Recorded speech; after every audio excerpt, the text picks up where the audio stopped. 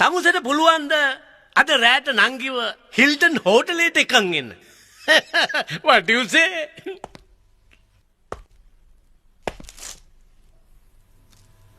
Sir මට ගමේ මිනිස්සු කියන්නේ විජේ කියලා. අපිට මොකද ඔය තමුසට විජේ තියා මොකා කිව්වත් තමුස කියනවා මේක කරන්න පුළුවන්ද බැයිද කියලා. මට තව නමක් තියෙනවා. මොකද්ද?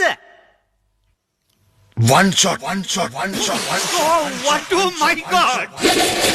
What do you do? One shot. One shot මහත්තයෝ ඔයා මලයි කියලා පත්තරේ තිබුණනේ. එතකොට ඒ කාලේ හිටියේ තට්ටේ ගාලා අත්තේ ඔක්කොම පච්ච කොටලානේ.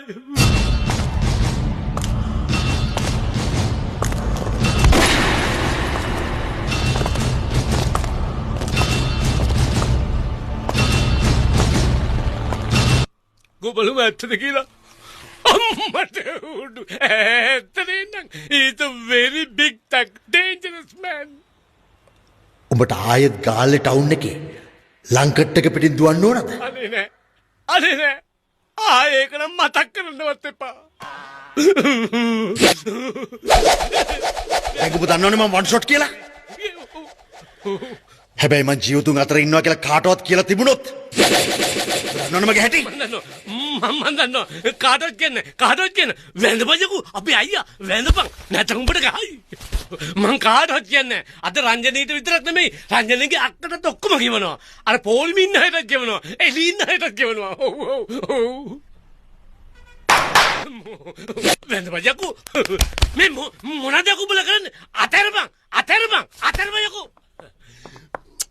මෙයා මගේ අයියා. මෙයා ගමේම අයියා. රටේම අයියා. මෙයා තමයි 1 2 3 baby. අයියා. මේ මොකද මේ? නඩ බලයකෝ. අයියා. යකෝ මොනවද බලන් ඉන්නේ? මේ බලපල්ලා කොච්චර ලස්සනද?